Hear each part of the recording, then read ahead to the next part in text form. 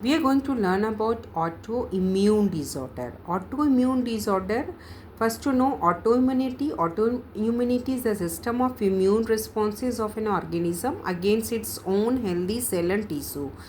As we know, जैसे कि हम पता है कि दो टाइप को इम्यूनिटी, एक मेमोरी बेस्ड एक्वायर्ड इम्यूनिटी है जो कि एबिलिटी आती है सेल को कि रिकॉग्नाइज कर पाए खुद के सेल को और फॉरेन ऑर्गेनिज्म को।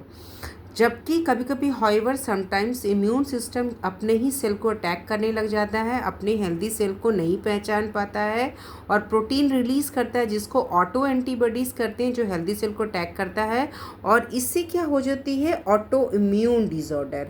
Exact cause of autoimmune disorder is still unknown. Researcher suggest environmental factors like infection and exposure to some chemical or a solvent, or sometimes genetic factors are resulting in attacking on self cell, माने अपने ही cell को attack करता है।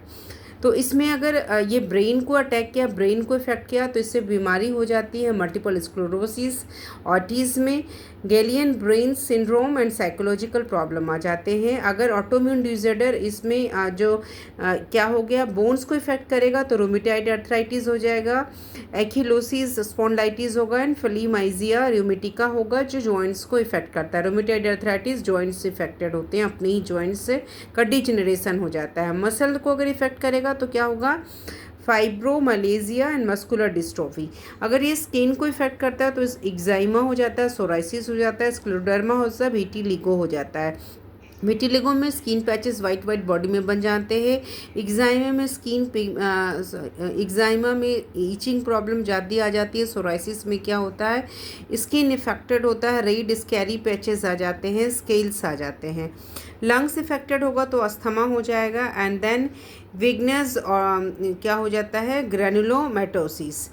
अगर nerve से effect होगा तो पैर में ब्लड फ्लो ठीक से नहीं हो पाएगा और इससे क्या हो जाएगा, पेरिफेरल न्यूरोपैथी और डायबिटिक न्यूरोपैथी। अगर ये ऑटोइम्यून डिसऑर्डर हमारे जीआई ट्रैक्ट को, गैस्ट्रोइंटेस्टिनल ट्रैक्ट को इफेक्ट करेगा तो हो जाएगा क्रोन्स डिजीज़, अल्सरेटिक कोलाइटिस, इंटेस्टाइन को इफेक्ट करता है। अगर ब्लड में हो गया तो ब्लड कैंसर, ब्लड को इफेक्ट कर रहा है तो ब्लड कैंसर हो गया, ल्यूकेमिया, ल्यूपस, ह्यूमिलिटिक डिसग्लाइसेमिया। थायराइड को अगर इफेक्ट किया, ये इसने अपने ही सेल को, अगर थायराइड के सेल को अटैक कर रहा है तो उसमें बीमारी होने की चांसेस होती है।